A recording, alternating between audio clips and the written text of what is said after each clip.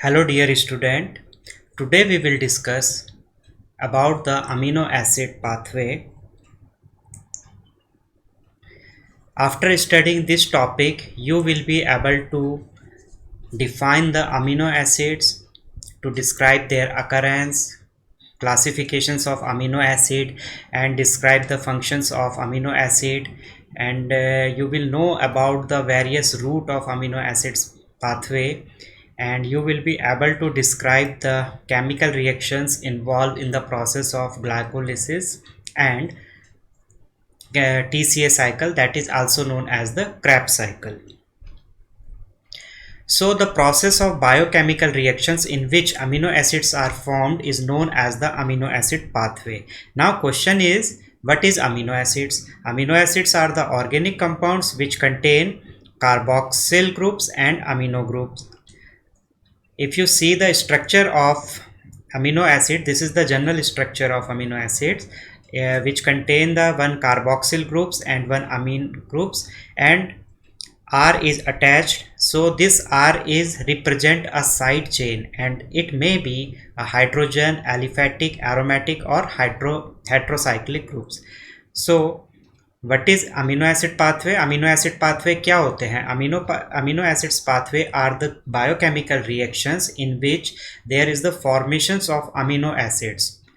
Okay and amino acids ऐसे compounds होते हैं, ऐसे ऑर्गेनिक कंपाउंड्स होते हैं जिनमें कि एक कार्बोक्सिल ग्रुप्स और अमीनो ग्रुप्स प्रेजेंट होता है, ठीक है। और इसका जो जनरल स्ट्रक्चर है, it is the alpha amino acids, क्योंकि most of the protein consist this alpha amino acids.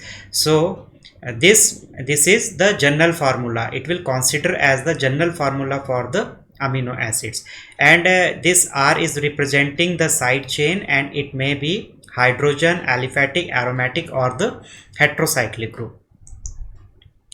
Now if we talk about the classifications of amino acids, so these amino acids may be neutral, acidic and basic.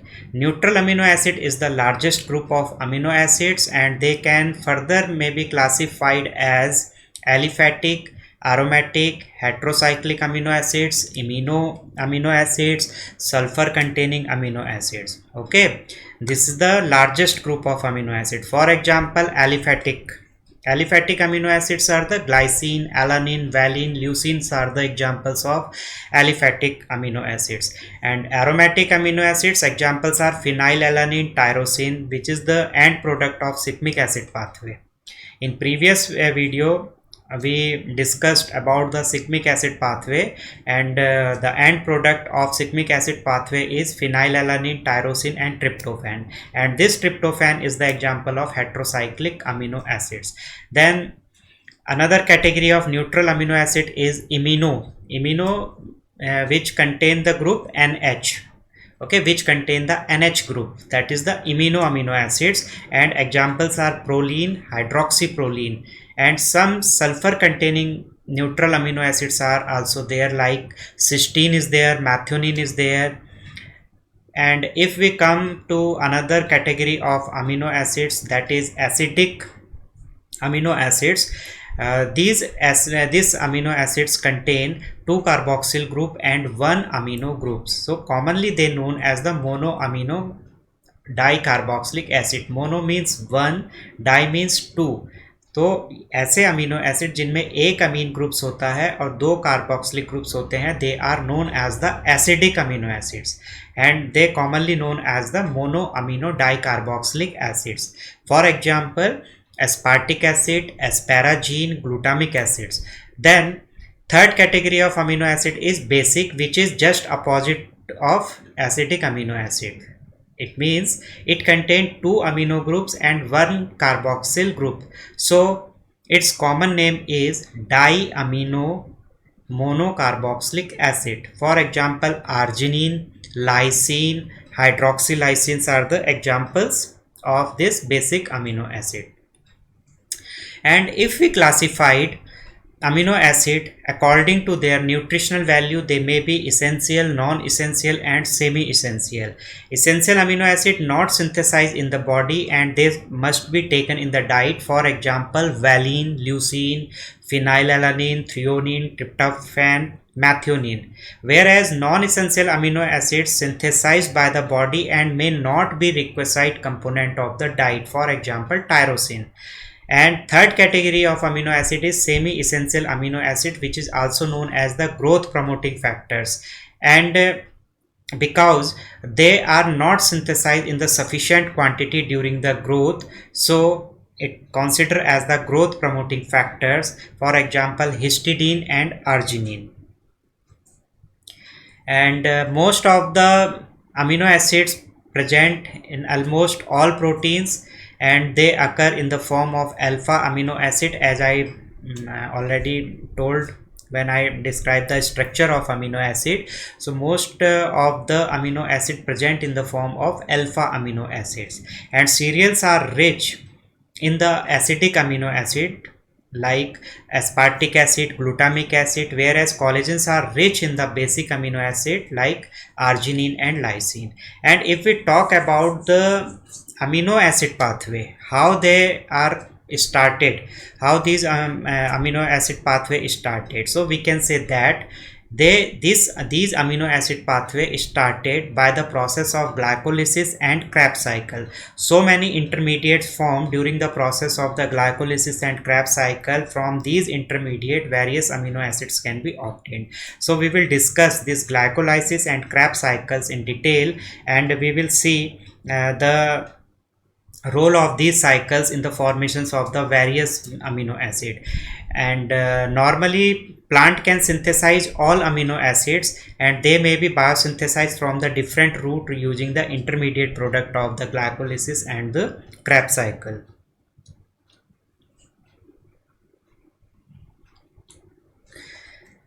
Now here the some functions of amino acids. So amino acid normally constituents of the proteins and peptides, and sometimes they can be converted into the carbohydrate, due to which it is known as the glucogenic amino acid. For example, alanine, arginine. And some specific amino acid give rise to a specific product. So variety of these amino acid which are used for the formations or productions of the various enzymes and hormones and vitamins. For example, tyrosine is useful for the productions of the thyroid hormone. Epinephrine, tryptophan is useful for the formations of niacin. Serotonin, glycine, arginine, methionine is for the formations of the creatinine. Then glycine for the synthesis of heme. Aspartate, glutamine for the synthesis of pyrimidines. Then glutamine and serine for the synthesis of the purine. So these are the functions. And some amino acids can be act as the detoxicant, for example glycine and cysteine. And sometime some amino acid may be used as a source of sulfur, for example cysteine and methionine. And sometimes methionine act as the active methionine, that is S-adenosyl methionine, and it transfer methyl group to various substances by the transmethylation. Transmethylation means transfer of methyl groups is known as the transmethylation. So it is useful for the transfer of the methyl group. Now the first biogenetic pathway, that is glycolysis, which is useful for the synthesis of amino acid. So what is the definitions of glycolysis? So we can say that it is defined as the metabolic pathway that act as the foundations of cellular respirations for some aerobic and anaerobic organism. Okay, क्या होता है? It is the metabolic pathway, या आप बोल सकते हो biogenetic pathway, या metabolic pathway है जो कि एक फाउंडेशन प्रोवाइड करता है किसके लिए? सेलुलर रेस्पिरेशन, किसके? एरोबिक और अनएरोबिक ऑर्गेनिज्म के सेलुलर रेस्पिरेशन के लिए एक फाउंडेशंस को प्रोवाइड करेगा. ठीक है. And what is happening in the glycolysis? That in the process of the glycolysis glucose is converted into the pyruvate. And if you see the chemical reaction, that glucose molecule is using 2 NAD. NAD means nicotinamide adenine dinucleotide, and it will use two ADP molecule, that is adenosine diphosphate and two phosphate groups. So it will give two molecules of pyruvic acids, two molecules of ATP, two molecules of NADH and two hydrogen ion. So this ATP means adenosine triphosphate, NADH nicotinamide adenine dinucleotide. So it is the pathway of glycolysis. So what is happening here, that it is started from the glucose. So if you see the structure of glucose, it will go under the process of phosphorylations because of the ATP molecule. So from this ATP molecule, one phosphate group will transfer to the glucose molecules and it will release the ADP. ATP means adenosine triphosphate and ADP means adenosine diphosphate. When it will release one phosphate group, so it will convert into the ADP. Okay, and this phosphate group will join at the position number 6 carbon atom. Okay, glucose के छठे number के carbon atom पर आपका phosphate group जुड़ जाता है. If you see the numbering of this glucose molecules 1 2 3 4 5 and 6. So in sixth positions hydroxyl groups are there. So when phosphorylation reactions will take place, so this phosphate group will combine in place of this hydroxyl group. Okay, in place of this hydroxyl group, so it will becomes the glucose 6 phosphate, and this reactions is catalyzed because of the hexokinase enzymes, which also required magnesium as a cofactor for the catalytic action of this hexokinase. तो हो क्या रहा है कि glucose है, glucose का phosphorylation हो रहा है एंजाइम्स की प्रेजेंस में, जिसका नाम है हेक्सोकाइनेज. हेक्सोकाइनेज के कैटालिटिक एक्शन के लिए मैग्नीशियम एज ए कोफैक्टर काम करता है.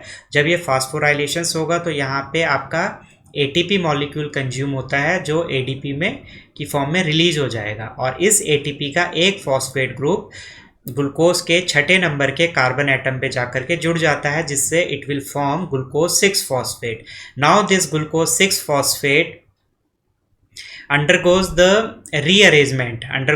rearrangement in the presence of phosphoglucose isomerase. Okay, phosphoglucose isomerase, so it will form fructose 6 phosphate. Okay, this glucose 6 phosphate convert into fructose 6 phosphate because of the enzyme phosphoglucoisomerase. Then this fructose 6 phosphate again will undergoes the process of ATP, or we can say phosphorylation process. So it will consume another molecule of ATP to form the fructose 1,6 biphosphate in presence of phosphofructokinase. Okay, this fructose 6 phosphate क्या phosphorylation हो रहा है, जो कि आपका fructose 1,6 biphosphate में convert कर देता है. तो क्या है कि आपका यहाँ पे फर्स्ट पोजीशन में भी जाकर के फॉस्फेट ग्रुप जुड़ गया है. जो यहाँ पे फर्स्ट पोजीशन में हाइड्रोक्सिल ग्रुप्स है, ये आपका रिप्लेस हो गया किसके साथ, फॉस्फेट ग्रुप के साथ. तो इसने बना दिया फ्रक्टोज 1,6 बाईफॉस्फेट. और इस फास्फोराइलेशन के लिए जो एंजाइम्स रिस्पॉन्सिबल है उसका नाम है phosphofructokinase. Okay, now because of the aldolase enzymes, this fructose 1,6 biphosphate will break down into two components. One component is known as the dihydroxyacetone phosphate and another is the glyceraldehyde 3 phosphate, and these two components are the component which contain number of carbon atom 3. यदि आप इनके carbon atom यहाँ पे देखते हैं तो इसमें 3 है. तो इसका जो है ब्रेक डाउन हो गया, ब्रेक डाउन हुआ है, दो पार्ट्स में ये टूट गया है. Fructose 1,6 bisphosphate has been divided into two parts. First part is known as the dihydroxyacetone phosphate and second one is known as the glyceraldehyde 3 phosphate. So if you see the numbering 1 2 3 4 5 6, so both component contain the number of carbon atoms 3. And this dihydroxyacetone phosphate, because of the triose phosphate isomerase enzymes, can be converted into glyceraldehyde 3 phosphate. Okay, so this compound again will convert into glyceraldehyde 3 phosphate. So from these steps there will be two molecules of glyceraldehyde 3 phosphate. From this way, it will form two molecules of glyceraldehyde 3-phosphate. Now, this glyceraldehyde 3-phosphate in presence of glyceraldehyde phosphatase dehydrogenase, it will convert into 1,3-biphosphoglycerate. So it will convert into 1,3-biphosphoglycerate. So because of the process of dehydrogenation, it is converting into 1,3-biphosphoglycerate. So it will consume the nicotinamide adenine dinucleotide and it will form nicotinamide adenine dinucleotide. Okay, and hydrogen ions will also release in presence of glyceraldehyde phosphate dehydrogenase. Okay, and when this reaction is showing for the one component, but I told already that two molecules of glyceraldehyde 3-phosphate has been made here. So 2 NADH and 2 hydrogen ions will be formed in this step. Then this 1,3-biphosphoglycerates will convert into 3-phosphoglycerates. So here is the removal of this phosphate group, and how this phosphate group will remove that, because of the ADP. This molecule 1,3-biphosphoglycerate will use this ADP molecules and it will release the ATP molecules. Okay, it will release the two molecules of ATP and this phosphate group will release in the form of adenosine triphosphate. So it will form 3-phosphoglycerate. Now this 3-phosphoglycorates in presence of phosphoglyceromutase enzymes, it will convert into 2-phosphoglycerate. Then because of the enolase enzymes, this 2-phosphoglycerate will release the water molecule and it will convert into the phosphoenol pyruvate. Now this phosphoenol pyruvate again undergoes the process of dephosphorylation. Dephosphorylation means removal of the phosphate group, and again ATP molecule will release in the presence of pyruvate kinase and it will form the pyruvate, which is also known as the pyruvic acid, and from this pyruvic acid we can obtain the acetyl coenzymes, and that acetyl coenzymes is useful for the biogenesis of the various metabolites. Okay, तो क्या हुआ इस पूरे pathway में कि glucose है, glucose का phosphorylation होता है हेक्सोकाइनेज की प्रेजेंस में, जिससे ये ग्लूकोज 6 फॉस्फेट में कन्वर्ट हो जाता है। ग्लूकोज 6 फॉस्फेट का फिर रीअरेंजमेंट होता है फ्रक्टोज 6 फॉस्फेट में इन presence of phospho glucose isomerase. इसके बाद फ्रक्टोज 6 फॉस्फेट का फॉस्फोराइलेशन होगा और ये अगेन कन्वर्ट हो जाएगा फ्रक्टोज 1,6 बाइफॉस्फेट में इन प्रेजेंस ऑफ फॉस्फोफ्रक्टोकाइनेज। अब fructose 1,6 bisphosphate in presence of aldolase enzymes दो कंपोनेंट में टूट जाता है। पहले को हम डाईहाइड्रोक्सी एसीटोन फॉस्फेट कहते हैं, दूसरे को हम ग्लिसरल्डिहाइड 3 फॉस्फेट कहते हैं। और ये डाईहाइड्रोक्सी एसीटोन फॉस्फेट आपका ट्रायोज फॉस्फेट आइसोमेरेज की प्रेजेंस में ये आपका कन्वर्ट हो जाता है किसमें, ग्लिसरल्डिहाइड 3 फॉस्फेट में। अब ये glyceraldehyde 3 phosphate in presence of glyceraldehyde phosphate dehydrogenase enzymes में कन्वर्ट हो जाएगा आपका 1,3 बाइफॉस्फोग्लिसरेट्स में। अब इसमें से क्या होगा कि फॉस्फेट ग्रुप्स का रिमूवल होगा, रिमूव होगा तो एटीपी मॉलिक्यूल्स रिलीज होगा, 1,3 बाइफॉस्फोट आपका बन जाएगा 3 फॉस्फोग्लिसरेट्स में, जहाँ पे कि आपका क्या हुआ, डीफॉस्फोराइलेशन हो गया है। ठीक है, फॉस्फेट ग्रुप्स आपका रिलीज हो रहा है। Then 2 phosphoglycerates formations will take place in presence of phosphoglyceromutase. So this phosphoglycerate in presence of enolase enzymes will convert into the phosphoenol pyruvate, and this phosphoenol pyruvate because of the dephosphorylations convert into the pyruvic acid or pyruvate. So if we see that in step 1 and 3, there step 1 and 2 this glucose molecules is consuming one molecule of ATP, and in step 3 fructose 6 phosphate is consuming one molecules of ATP. So there is the loss of 2 ATP molecules. But in step 2nd and 7th and 10th, if you see the step number 7th, this one, here is the release of the ATP molecule. And here I said that dihydroxyacetone phosphate convert into glyceraldehyde 3-phosphate, so there will be formations of the 2 ATP molecule. Similarly here in step 10, 2 molecules of ATP will generate, so total 4 ATP molecules formations will be there. And if we minus 2 from 4 ATP molecules, so total output of ATP molecules is 2. Similarly we can say that 2 NADH and 2 hydrogen ions will release. So this is the chemical reactions. तो आप यहाँ पे देख सकते हैं 2 ATP molecule, 2 NADH, 2 hydrogen ion और 2 pyruvic acids यहाँ पे बन रहे हैं. एक ग्लूकोज मॉलिक्यूल्स है, वो अब आपका NAD और ADP को यूज करके पायरुविक एसिड का फॉर्मेशन कर रहा है. And this figure is showing that the various intermediate for the formations of amino acid. So when the glycolysis process is started, it will form the glucose 6-phosphate, and from this glucose 6-phosphate it will go under the pentose phosphate pathway, that is known as the Calvin cycle in the photosynthesis reaction. So it can form the phosphopyrophosphate, and from this phosphate pyrophosphate we can obtain the histidine, which is the amino acid.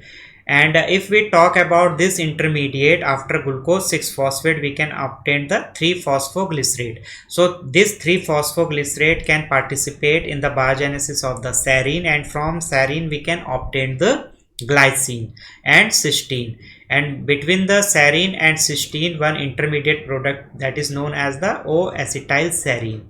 Now if we see the phosphoenol pyruvate intermediate, so this phosphoenol pyruvate undergoes the biosynthesis of the cyclic acid pathway in the metabolic pathway of cyclic acid. So it will condense with the erythroid 4-phosphate, and from where this erythroid 4-phosphate is coming, it is also come from this pentose phosphate pathway. जब photosynthesis की reactions होती है, आपका जो Calvin cycle होता है, इसमें erythrose 4-phosphate का प्रोडक्शंस होता है. This phosphoenol pyruvate and erythroid 4-phosphate, because of condensation they will form the cyclic acid, chorismic acid, anthranilic acid and prephenic acid, which are the intermediate product of cyclic acid pathway, and the end product known as the phenylalanine, tyrosine and tryptophan of the cyclic acid. So these all are the amino acids, and from these amino acids we can obtain so many alkaloids, glycosides and various secondary metabolites we can obtain. And now if we talk about this pyruvate, from pyruvate we can obtain the alanine, and from pyruvate again ketose valeric acids, alpha ketose valeric acids we will obtain, and this ketose valeric acids will give the valine, and from this ketose valeric acid we can also obtain leucine because of the process of the transamination. So this ketose valeric acid will yield the alpha ketoso coproic acids, and because of transaminations it will form the leucine. So these are the various amino acids, and which using the various intermediates of the glycolysis for the formations of and these formations of the amino acid is known as the cyclic acid pathway. So this is the role of glycolysis in the amino acid pathway. Next, this acetyl coenzymes will undergoes the Krebs cycle, and Krebs cycle is formed intermediate which are useful for the biosynthesis of the amino acids, which is non-essential amino acids. Okay, so which are the non-essential amino acids. So in next class we will discuss about the that Krebs cycle, and these are the some references which I used to make this video. And so thank you very much for watching this video.